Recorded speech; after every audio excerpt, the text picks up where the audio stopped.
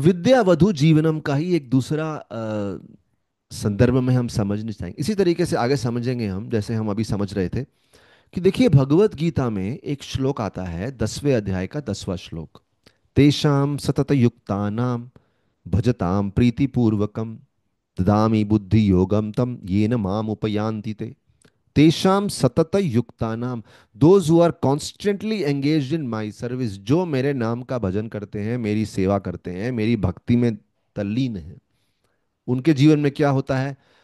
अच्छा, कैसे करते हैं? भजताम प्रीति पूर्वकम, भजन करते हैं, नाम भजन करते हैं ना हम लोग, प्रीति पूर्वकम, प्रीति प्रेम से करते हैं, क्वालिटी से करते हैं, उसको महत्व, प्रायोरिटी, प्राथमिकता देते हुए, उसको टाइम पास बना के नहीं, उसको प्राथमिकता, प्रीति पूर्वकम, प्रीति से, प्रेम से करते हैं। तो भगवान क्या जिम्मेदारी लेते हैं? ददामी बुद्धि योगम। भगवान बोलते हैं आपके और मेरे बीच में जो ये फासला है, पूरी लंबी जिंदगी है, उसमें कई कठिनाइयां हैं, कई समस्याएं हैं, कई मोड़ हैं। देखिए हम यही बात पिछले वीडियो में समझाई, लेकिन हम ये श्लोक के माध्यम से समझा रहे हैं, जहां श्री कृष्ण प्रॉमिस कर रहे हैं। और क्या प्रॉमिस कर रहे हैं? बोले हमारा जो ये मार्ग है, फासला है, दूरी है, ये न माम उपयांति थे, इस फासले को, इस दूरी को दूर करने के लिए, इसको पार करने के लिए बुद्धि चाहिए, समझ चाहिए, कैसे इस अंधकारमय जंगल को, इस संसार को, इस दुनिया की समस्याओं को, जिसमें समय समय पे अंधकार, कंफ्यूजन आता है, जैसे मानो एक सुरंग आ गई हो, लंबी सुरंग, अंधकार अंधकार अंधकार। आपने अनुभव किया रहेगा, कभी आप ट्रेन में या कार में गए हैं और लंबी सुरंग आ जाती है किसी पहाड़ में, वो इतनी लंबी होती है, कुछ कुछ सुरंग, उसके दूसरा कोने का रोशनी दिखाई नहीं देता। जो एक बार आप सुरंग में घुस तो गए सोच के कि जल्दी से दूसरी तरफ की रोशनी दिखाई देगी, लेकिन वो दिखाई नहीं देती। और जब वो दिखाई नहीं देती तो कभी कभी छोटे बच्चे रोने लग जाते हैं, क्योंकि उनको तो मालूम ही नहीं कि ये सुरंग खत्म होगी नहीं होगी, बहुत जोर से रोते हैं।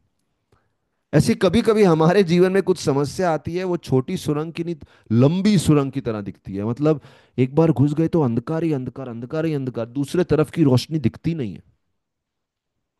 और हमारी भी हालत उस छोटे बच्चे की तरह हो जाती है, हमको लगता है अभी जीवन में ये एक अंधा कुआं है, जैसे मतलब उस तरफ से खुलने वाली ही नहीं है, अभी बस हम फंस गए तो फंस गए समस्या में।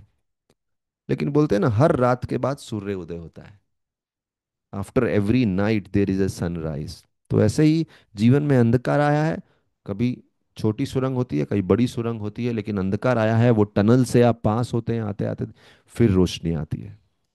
तो ऐसे जीवन में कहीं अंधकारमय समस्यामय समय आता है, लेकिन यहाँ बोल रहे हैं अगर आप मेरा भजन करते रहो प्रीति पूर्वकम, कुछ समय आपको घबराहट भी होगी, लेकिन भजन मत छोड़ना, प्रीति पूर्वकम, प्रेम से करते रहो, तो भगवान बोलते हैं मैं प्रॉमिस करता हूँ, ददामी बुद्धि योगम, कदम कदम पे आपको बुद्धि दूंगा, ज्ञान दूंगा।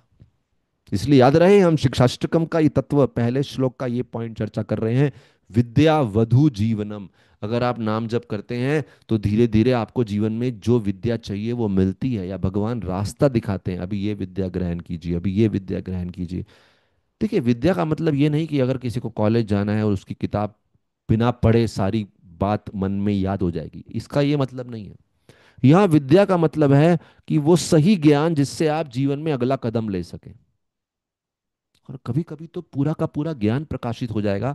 जैसे हम देखते हैं ध्रुव महाराज की कथा, एक 5 साल के बालक थे, जिनको एक कंपटीशन था, मेरे भाई जिसको सारा साम्राज्य मिल रहा है, मैं उसको हराने के लिए तपस्या करूंगा, भगवान को मांगूंगा, मुझे ऐसा राज्य चाहिए को केवल मेरे भाई से बड़ा ना हो, मेरे पिता से, उनके पिता से, उनके पिता से भी बड़ा राज्य हो जाए, मेरे परदादा से भी बड़ा राज्य, ऐसा कुछ राज्य मिल जाए। तो ये मांगने के लिए भगवान के पास गए, 6 महीना भगवान का नाम जप किया। उन्होंने 5 साल के थे, ज्ञान की तो कुछ शास्त्र का बहुत सारा ज्ञान नहीं है, 5 इयर्स। जब भगवान सामने आए, भगवान ने स्पर्श किया सडनली हृदय से, ऐसे सुंदर सुंदर संस्कृत में अच्छे ज्ञान में ज्ञानवर्धक तरीके से श्लोक निकलने लगे, भगवान की स्तुति प्रार्थना करने लगे। कोई पूछेगा कहाँ से आ गया ये ज्ञान? अरे नाम जप किया तो भगवान का स्पर्श मिला, भगवान का आशीर्वाद। इसलिए हमारी बुद्धि जब घबरा जाती है ना, स्पर्श करना चाहिए। इसलिए जब हरे कृष्ण महामंत्र का जप करते हैं तो ऐसा अनुभव करो जैसे ये ध्वनि, ये साउंड आपके मन को टच कर रही है।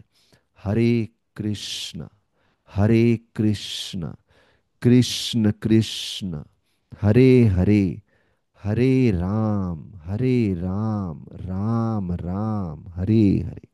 एंड जैसा आप गर्मी में कभी पेड़ के नीचे बैठते हैं, ठंडी ठंडी हवा आती है, वो आपको स्पर्श करती है, अच्छा लगता है। ऐसे ही हमें अपने सिर्फ मन को नहीं, अपने डीपेस्ट कॉन्शियसनेस, चेतना को ये हरे कृष्ण महामंत्र से स्पर्श करना है।